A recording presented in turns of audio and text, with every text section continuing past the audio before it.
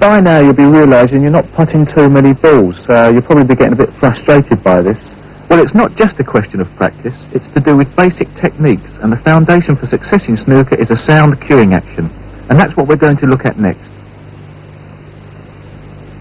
Now, if you've been playing for some time, you might have got into some bad habits or slipped back into doing what feels comfortable but is actually wrong. All I can say is persevere until the right technique becomes second nature. Make all your habits good habits. It'll pay off in the end. First of all, we come to how to hold the cue.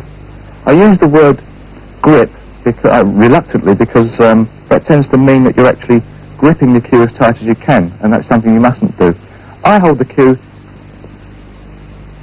like this. As you can see from the back, the cue is resting in the finger pads, and the whole hand comes around, the thumb comes through to make the groove for the cue. Now, as to how hard I hold the cue, the amount of tension I actually use with the fingers, as you can see, the cue will actually slide quite nicely through there. As I come to play the shot, the whole hand squeezes around the cue, and that gives a lot of feeling on the shot. So that's why you mustn't grip the cue to start with, otherwise, if you're as tight as you can, there's no way you can start squeezing afterwards. As you can see, the wrist hangs vertically with the rest of the right forearm, which should also be in a line with the ground vertical. Don't hold your wrist out like that, or like that, as both of them are very bad. And also, make sure, just another point, don't hold the cue too soft, because this means there's still too much floppiness in the wrist. As to hold the cue, there's no particular place you're actually going to hold it for every shot, because every shot's different. When I'm playing a normal shot, my wrist and forearm from the side on view hangs vertically, and this is how it should hang. I should be telling you about that later on.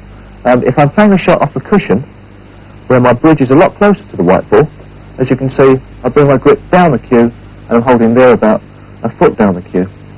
For a power shot, I'm going to have to hold the cue a lot further back, because I need a bit more room to pull my cue back. Or, in a situation where I can't get my bridge in the right position because another ball in the way, I'll have to hold the cue then right at the end, as you can see, with my little finger around the back. This all sort of gives you a nice feeling of gripping the cue in a very sort of nice way, and as you can see, plenty of room to squeeze the grip.